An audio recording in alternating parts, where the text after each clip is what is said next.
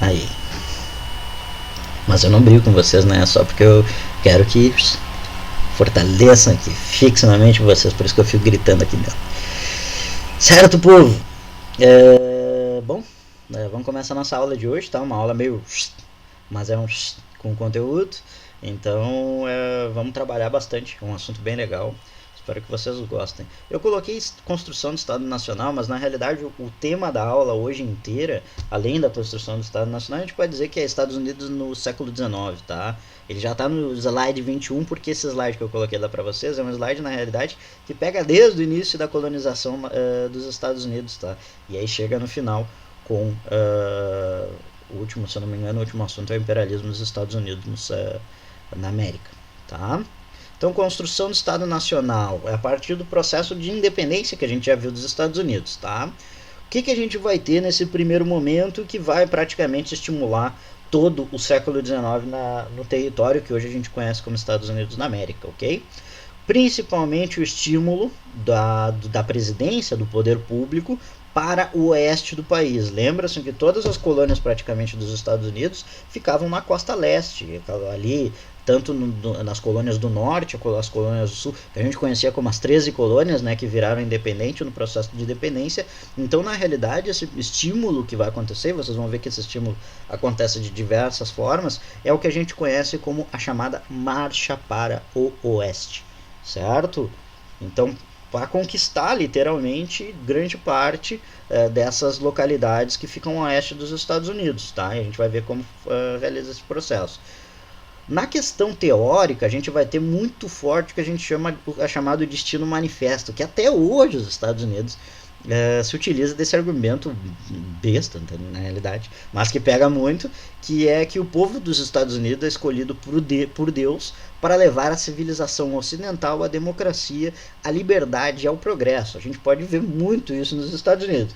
E aí eles levam de uma maneira meio bizarra nos dias de hoje. Naquela época também, mas nos dias de hoje, por exemplo, invadindo países ou contratando milícias ou treinando milícias para invadir países e conquistar essa tal liberdade que eles falam, que na realidade a gente sabe que é bastante ambíguo essa ideia de liberdade norte-americana, certo? E um outro fator que é outro que a gente já viu aqui, que é a questão da doutrina Monroe, com o presidente James Monroe. Hoje vocês vão ver que meu inglês é James Monroe, presidente dos Estados Unidos entre 1817 e 1823, que por isso vai dar origem, ele foi um dos principais manipuladores, digamos assim, criadores desse slogan e dessas ideologias nos Estados Unidos muito forte do século XIX, que é a chamada doutrina Monroe, certo?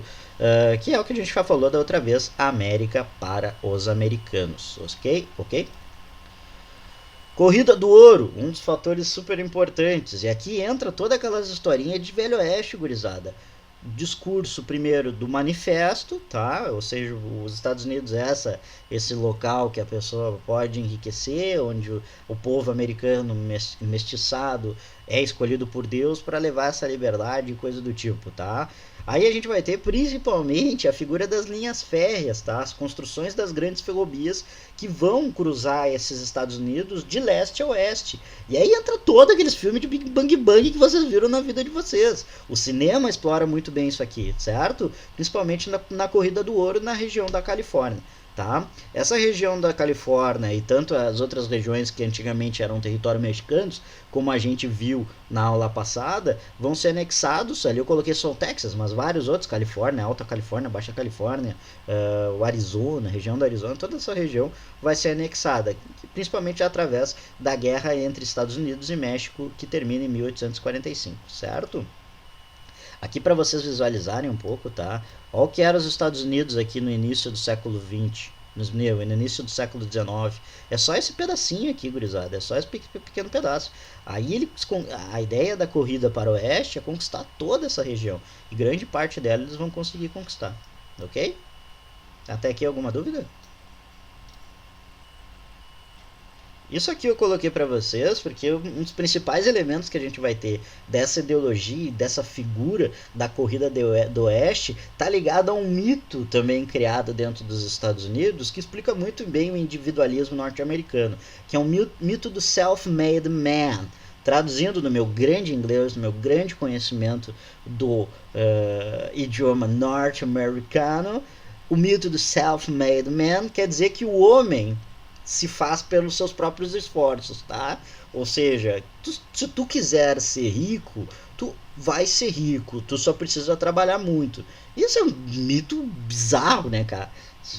Ignorar, por exemplo, todos os malefícios os pré-existentes dentro da nossa sociedade, que obviamente inabiliza, por exemplo, camadas da sociedade a ascender socialmente. Racismo, por exemplo, numa sociedade norte-americana que é extremamente presente até os dias de hoje.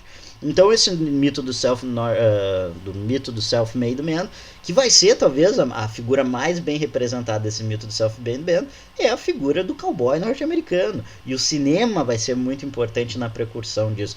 Lógico, no século XX, tá? Mas a propaganda dos Estados Unidos, essa ideia do fazendeiro, do cara que vai pro oeste, do cara que conquista as coisas no oeste, em toda essa ideia dos filmes de velho oeste, o mito do self-made man, a ideia do cowboy, ou seja, o garoto das vacas, tá ligado a essa ideia do mito do self-made man, certo? Isso vai fortalecer, sobretudo, o discurso individualista que a gente vai ter nos Estados Unidos. Expansão territorial e as populações indígenas, tá, gente?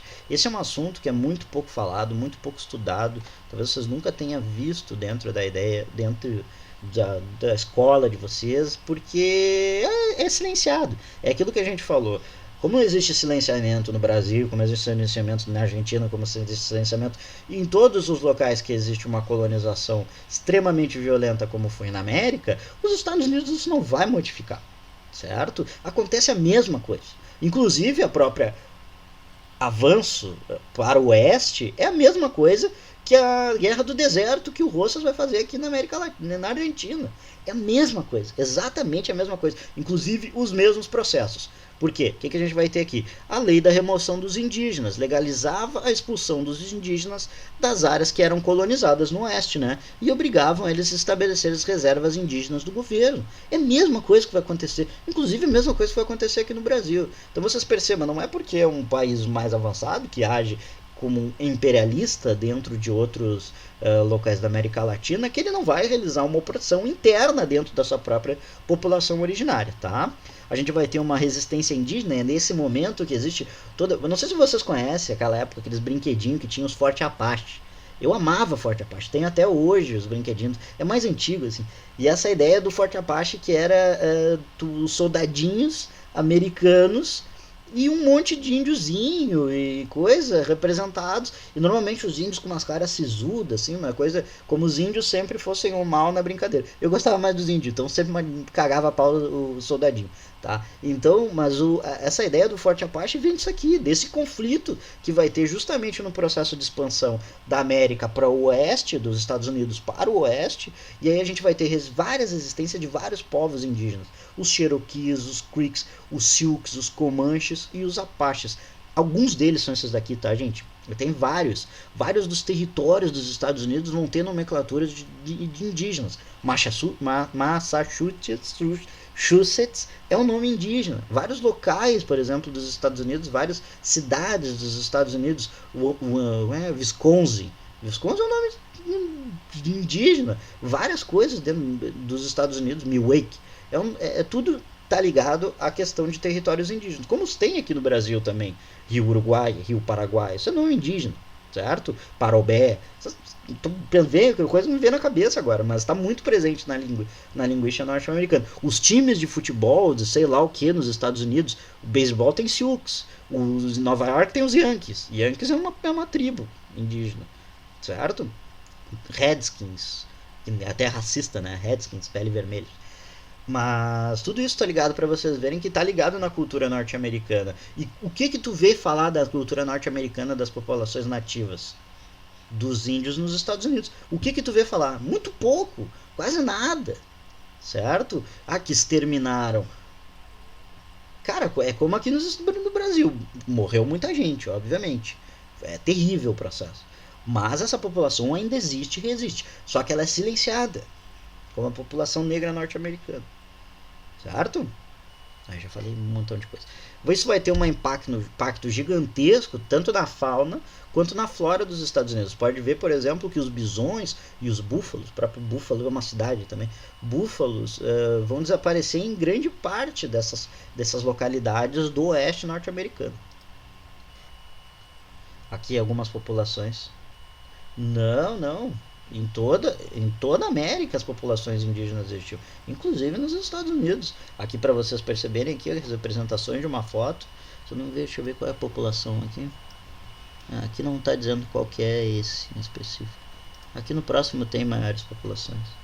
Ó, fotografia de Apache, Sioux, Cherokees. Isso aqui são tudo populações indígenas norte-americanas, certo?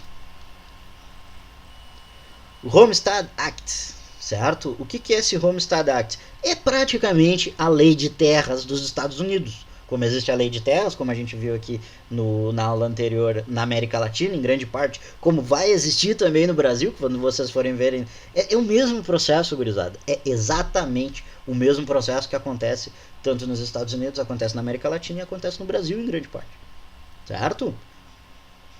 O Congresso garantia terras para todo cidadão norte-americano para a migração para o oeste do território. Ou seja, todo aquele cidadão norte-americano, ou seja, branco, com traços europeus, podia migrar, que o governo dava subsídios e garantia terras. Só que, obviamente, essas terras não tinha dono, essas terras, na realidade, tinham, né, que eram em grande parte as populações indígenas, certo? Então, por isso há um conflito gigantesco nas chamadas guerras do oeste, né, dos Estados Unidos.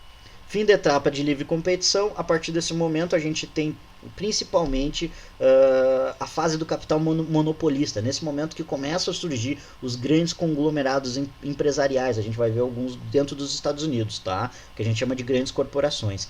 Nesse momento, com o Homestead Act também, a gente tem a migração massiva para todo o território dos Estados Unidos, europeus e asiáticos, tá? É nesse momento que os Estados Unidos começa, a partir da venda dessa ideia do mito do self-made man, onde tu faz a tua própria riqueza, é nesse momento que os Estados Unidos começam a vender essa ideia de terra das oportunidades. Vocês já devem ter visto isso em algum filme norte-americano, que os Estados Unidos é a terra das oportunidades, não é verdade? Já viram isso? Tenho certeza que vocês já viram em algum filme. Já viram isso? Que os Estados Unidos é até onde tu consegue fazer a tua... Isso está de acordo com a ideia do mito do self-made man, certo? Tu, a partir do teu próprio esforço, tu conseguir os benefícios que a América dá, certo? E ainda ganhava-se o mito, tá? É isso aí.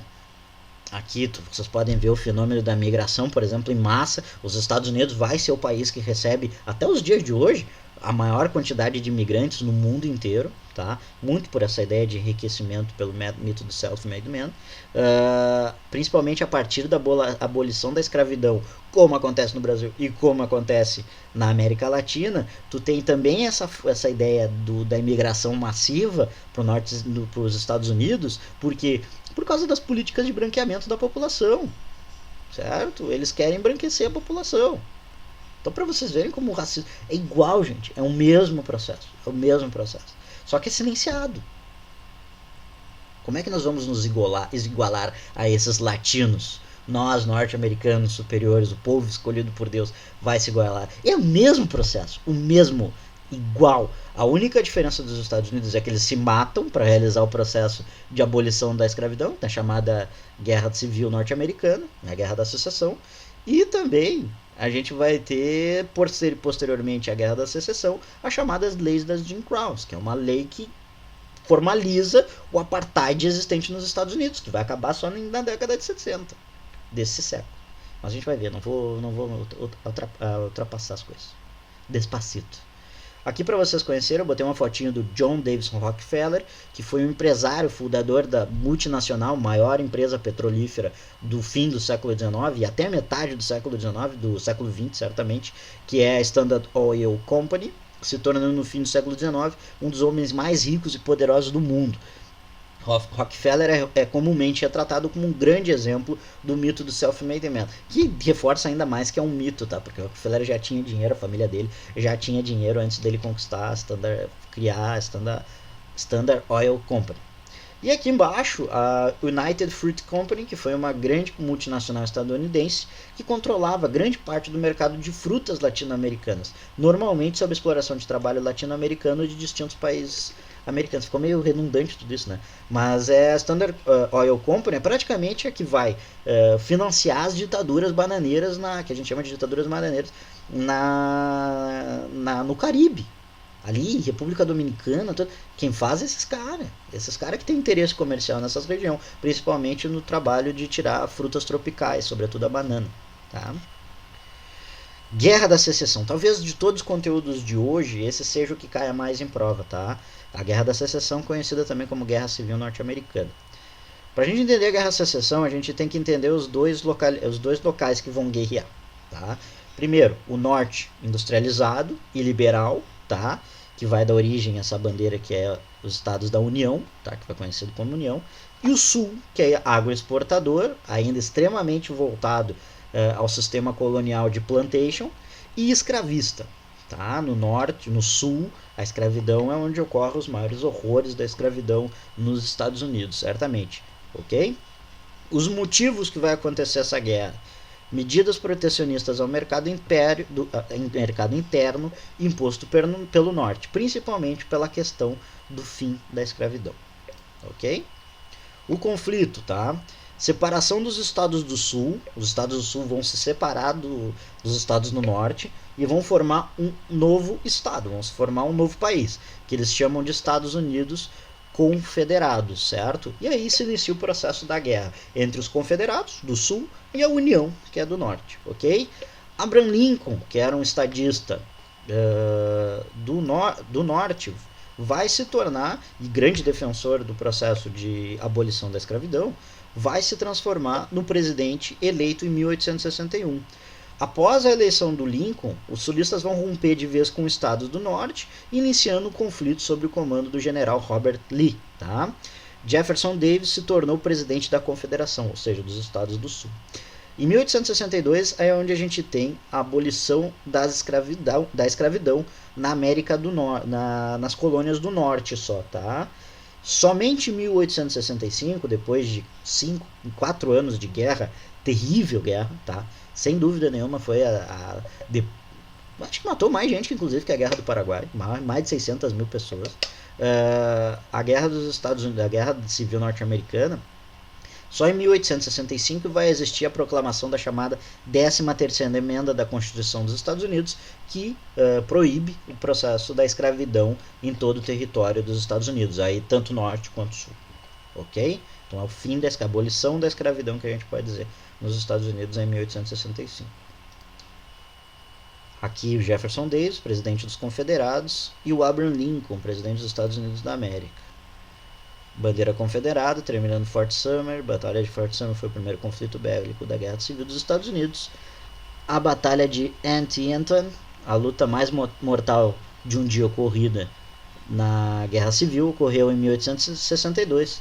Tratou-se da mais sangrenta da história dos Estados Unidos, que em apenas um dia, imagina, gente, em um dia somente morreu 22 mil, quase 23 mil pessoas. Gente, morreu realmente muita gente nesse conflito.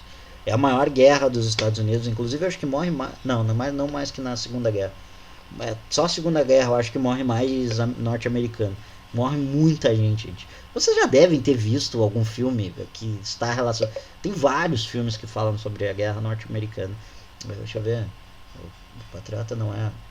Tem muito filme, gurizada. Muito mesmo, assim. Dos Estados Unidos durante o período. Bom, esse do Lincoln agora, que saiu há pouco tempo atrás, que é um ótimo filme. Com um cara que eu adoro. Como é que é o nome dele? Esqueci o nome do cara.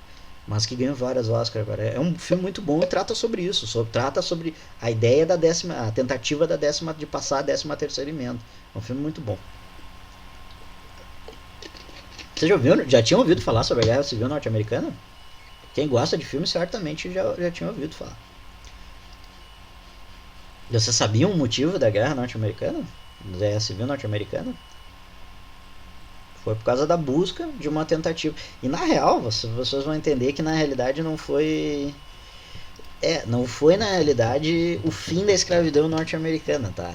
Foi Não é que não foi o fim, legalmente foi o fim, mas você vai ver que vai existir outros mecanismos que vai manter a população negra norte-americana, afro-americana, norte-americana, afro-estadunidense, longe dos locais de ascensão de poder, da possibilidade de ascensão social na América, nos Estados Unidos, né? Então, o saldo então das consequências desse conflito, a gente vai ter cerca de 600 mil mortos, tá? Isso é muita gente. Isso é muita gente. 600 mil mortos em batalha. A solução moderada para o fim do conflito, que garantiu a abolição, porém abriu as portas para as criações de lei de segregação racial nos Estados Unidos. É nesse momento que inicia uma das coisas mais nojentas que existe na face da Terra, que é o apartheid norte-americano. Tá? A gente fala muito do apartheid da África do Sul, mas o que acontece é que é literalmente um apartheid. E dura, gente, em grande parte até a década de 60, até as lutas que a gente vai ver das figuras um pouco mais abaixo. É nesse momento também que surge uma das congregações mais bizarras, absurdas da face da Terra, que é a Ku Klux Klan, o KKK, tá? Que é um grupo extremista de supremacia branca, inclusive reavivado muito forte nos últimos tempos, certo? Muitos dizem não, o pai do Donald Trump era membro da Ku Klux Klan, certo? Então, para vocês verem como está reavivado isso atualmente nos Estados Unidos. Participação simbólica dos negros na política norte-americana vai ter somente em 1960 seus direitos assegurados, com a pressão de movimentos de igualdade social nos Estados Unidos, principalmente com os movimentos negros, tá, que são de extrema importância nesse momento, com os Panteras Negras, que é um partido, né, o Partido dos Panteras Negras, o Malcolm X, o Dr. Reverendo Martin Luther King, o lutador Muhammad Ali. Ali eu coloquei a Viola Davis, que também é um grande nome para os direitos da população negra, mas não é Viola, é Angela Davis, tá? A cantora Nina Simone também. E aqui tem vários, tá, gente? Eu citei só alguns. Tá? Mas é muito interessante a gente ver essas lutas da população negra nos Estados Unidos para terminar. E vocês veem agora onde começa. Tá? Então, num grande acordão no fim da Guerra Civil Norte-Americana, foi criada uma coisa tão absurda quanto a escravidão, que é essas políticas de segregação. Tá? Eu, obviamente, não estou dizendo que a escravidão... Claro, a gente está todo no ambiente agora, por exemplo, do Black Lives Matter, que imagina, gente, são fatores e o louco tu pensar que no Brasil, por exemplo, a diferenciação que a gente tem, por exemplo, no Brasil você tem o mito da democracia racial, né? Porque o Brasil não teve, teoricamente, leis segregacionistas como teve com as chamadas Jim Crow Laws, né? As leis Jim Crow nos Estados Unidos. Mas no Brasil se criou mecanismos tão complexos e tão efetivos para tirar também a população negra brasileira, indígena também, desses locais de poder da sociedade. Certo? Então a democracia racial no Brasil é uma bobagem gigantesca. Da onde, gente? Vocês podem ver, perguntem isso para vocês mesmos. Se nós somos uma democracia racial, quantos prefeitos da cidade de Porto Alegre negros já existiam? Quantos? Ao seu colar somente. Quantos presidentes negros do Brasil vocês tiveram? Quantos deputados negros e deputadas negras, ainda que é mais, que aí também entra a questão do machismo, já tiveram? Quantos professores negros vocês têm aqui dentro da Educamed? Se perguntem isso. Isso demonstra que a gente está longe de uma democracia racial. Numa sociedade, por exemplo, como a gaúcha, que tu tem 30% da população que se autodeclara negra, tu não tem 30% dessas pessoas. Professores negros na URGS, então, está melhorando nos últimos tempos, tá? Mas é muito pequeno ainda. Alunos negros dentro da universidade ainda é muito pequeno. Não corresponde com a população que a gente tem. Então tudo isso são mecanismos criados para se manter essa estrutura. Eles não precisam ser leis caracterizadas, mas o racismo diário faz isso acontecer.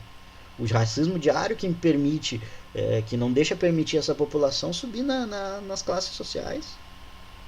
Vocês entendem? Então tudo isso são mecanismos, isso é legitimado na nossa sociedade. Por que a gente, eu branco, por exemplo, não consigo me perguntar que um amigo meu é perseguido dentro da Renner, estando comigo perseguido dentro da Renner. E achar isso comum, fazer brincadeira disso. Isso é absurdo. A gente tem que começar também, como brancos, a se perguntar as coisas que estão na nossa volta estão errados. O racismo que a gente vela, né? Esse lançamento do racismo que a gente vela. Certo? Essa aula é importante para essas coisas, pra gente começar. E aí, por exemplo, aí todo mundo larga, por exemplo, larga o Black Lives Matter com a tela preta e coisa e tal. E no racismo diário que a gente esconde. Esconde, por exemplo, que eu vi muita gente, quando teve o Black Lives Matter, que eu acho um movimento incrível, Vidas Negras Importam. Eu acho um movimento incrível, tá? Sou totalmente apoiador. Mas eu vi muita gente com discurso, por exemplo, olha só os negros nos Estados Unidos, aqui no Brasil isso não acontece. Uma mentira, óbvio que acontece. Óbvio que acontece. O movimento negro brasileiro, gaúcho, é muito forte. Muito forte. Só que o silenciamento aqui é tão forte quanto lá nos Estados Unidos. Certo? Por essa política que a gente tem de democracia racial. Achar racismo reverso, essas coisas lunáticas. Como é que tu vai falar de racismo reverso no Brasil? Ai, tu me chama de branco alemão, quer dizer que eu não posso te chamar de negro. Tu teve escravizado teu povo teve escravizado por 300 anos dentro do Brasil. E se mantiveram políticas de racismo até os dias de hoje. Certo, gente? Esse tipo de coisa a gente tem que começar a se perguntar. E isso é mais importante para mim, inclusive, que às vezes que a aula que a gente tá. E desculpe se eu tô sendo, mas é que eu acho importante a gente dizer isso. Eu acho importante a gente parar para pensar um pouco esse tipo de coisa. Mas vamos lá. A quantidade de baixa dos dois lados da guerra foi gigantesca, tanto por soldados, mas também por pessoas que morriam por problemas consequentes ao conflito. Posteriormente ao fim da Guerra Civil, há uma desestruturação da economia dos Estados Unidos, principalmente ali na década de 60 e 70, tá? Dos Estados Unidos no pós-conflito da Guerra Civil. Até porque morre muita gente, os campos ficam praticamente todos destruídos para plantação. E aqui, gente, o Jim Crow, se acredita que essa ideia das leis de Jim Crow vem de um personagem muito famoso no fim do século XIX que se originou da canção Jump Jim Crow, cantada e dançada pelo ator Thomas D. Rice com maquiagem de blackface. Blackface é quando tu pinta a cara de preto, por exemplo, para ridicularizar a população negra. As leis segregacionistas proibiam a população negra de terem os mesmos direitos dos brancos, como frequentar os mesmos locais ou oportunidades, relegando a grande maioria dos negros norte-americanos a uma posição de pobreza e subalternidade. Certo? Então é muito importante a gente colocar. E aqui eu coloquei uma pessoa, e se vocês tiverem a oportunidade de ver o filme, maravilhoso. A senhorita Harriet Tubman. Vocês já ouviram falar dessa moça? Harriet Tubman, e é muito importante falar dela, porque ela foi... Cara, essa mulher é incrível, velho. Ela que queriam trocar, eu acho que eu falo isso depois. Ela que queriam trocar o rosto na moeda, na nota de $20 nos Estados Unidos, e o Trump vetou. Mulher negra, ex-escravizada, abolicionista e sufragista que busca o voto universal, tá? Norte-americana. Em 1849, tá? Conhece, Rai? É maravilhosa a história, é incrível a história dessa mulher. Em 1849, fugiu para Filadélfia, se tornando livre. Ela foge do local, se eu não me engano, ela era Maryland, alguma coisa assim, que ela era escravizada lá, e ela foge e consegue chegar no estado da Filadélfia, que era um estado do norte que já tinha que as leis abolicionistas já estavam mais avançadas. Nos anos seguintes, olha só que loucura, gurizada. Nos anos seguintes, resgatou e libertando mais de 70 escravizados dos estados sulistas, através das rotas clandestinas para os estados do norte. Em 13 expedições, gurizada, ela se arriscava voltando para os estados do sul dos Estados Unidos para libertar escravizados. Ela pegava essa gente em rotas comerciais clandestinas, ela levava essa gurizada escondida para serem libertada no norte dos Estados Unidos. É incrível o que ela faz, é incrível.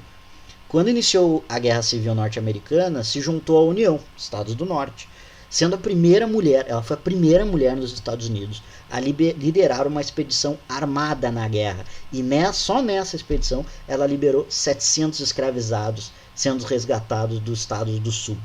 Após a guerra, se engajou na causa do sufrágio feminino, ou seja, do voto universal das mulheres, principalmente, serem mulheres e negros estadunidenses, para poderem votar, participação política nos Estados Unidos.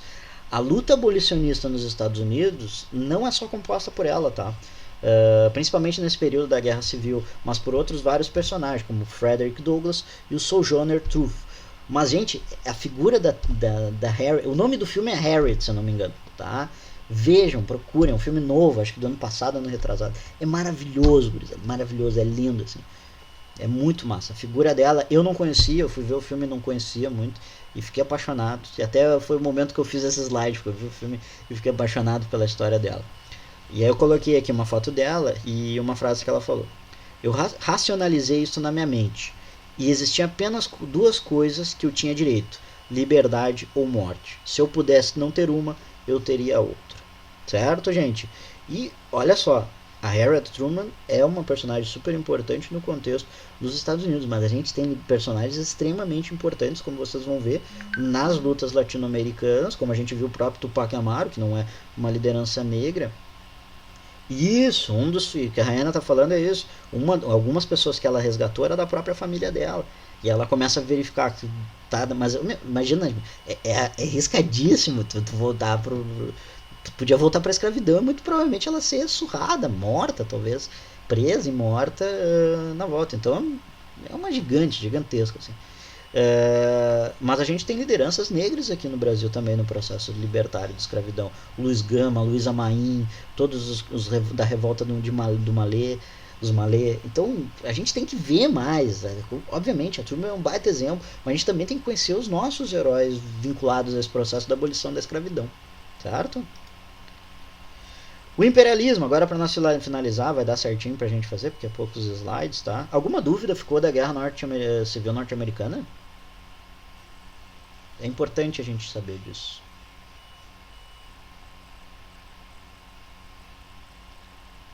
Não?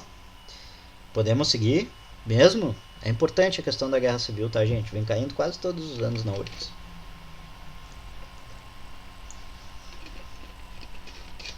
Posso seguir?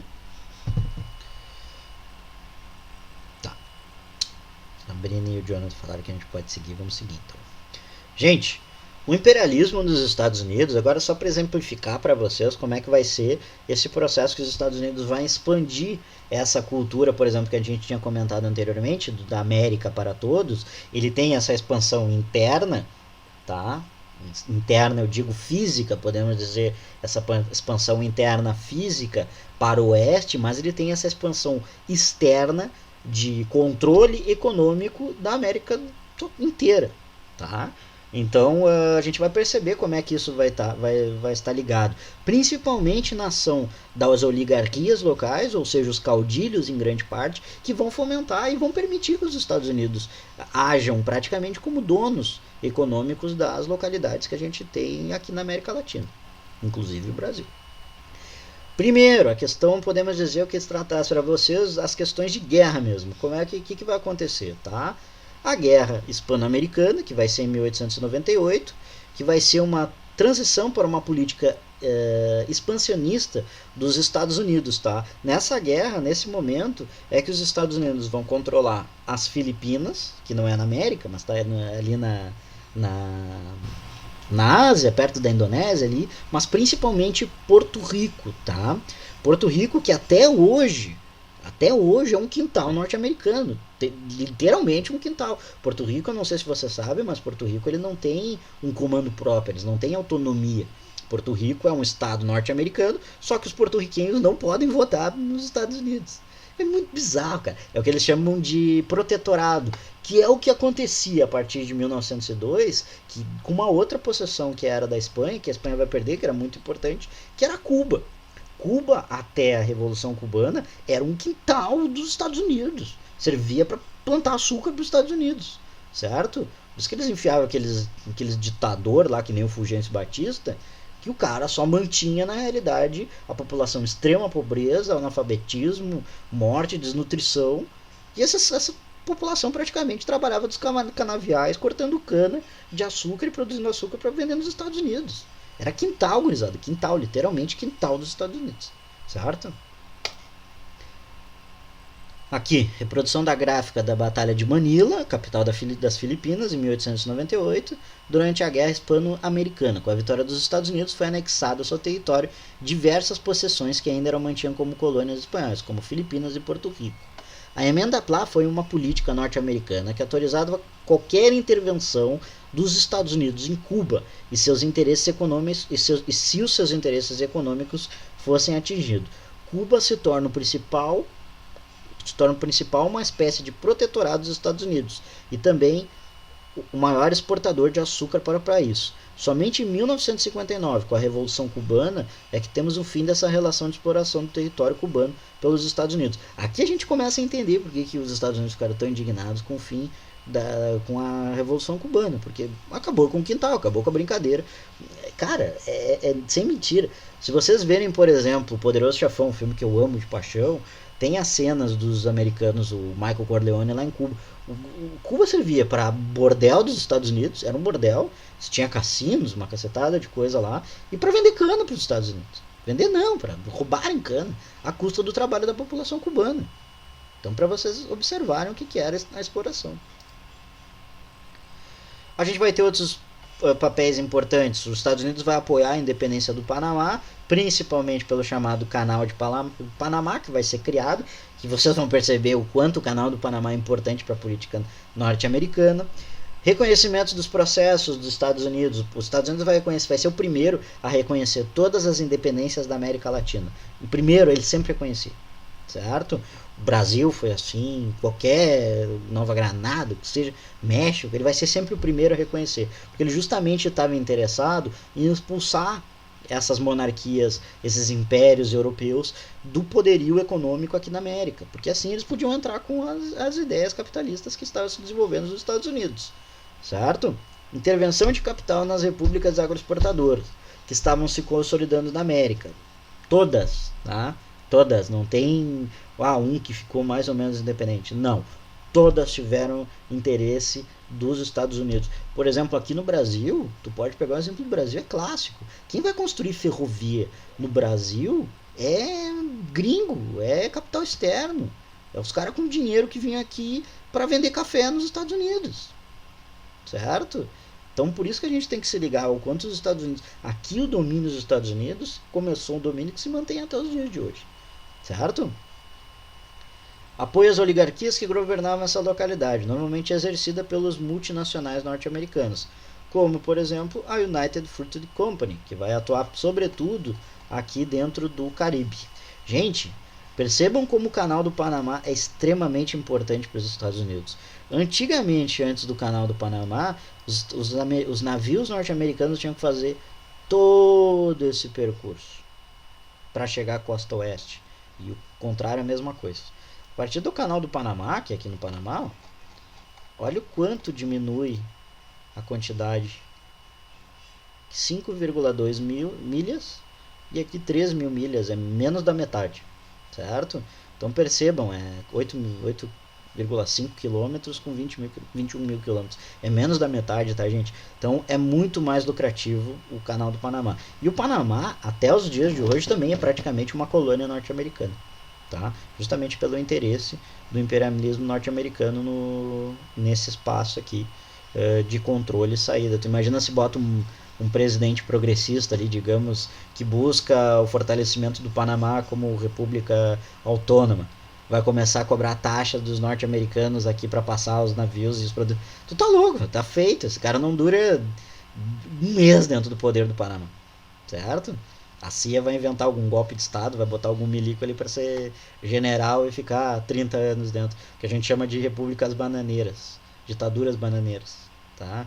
Justamente por essa ideia que o capital colocava, o capital principalmente vinculado ao United Fruit Company, colocava ditadores, e a gente tem Papadoc no Haiti, acho que o maior exemplo de todos é o da República Dominicana, que é o, sempre me esqueço o nome dele,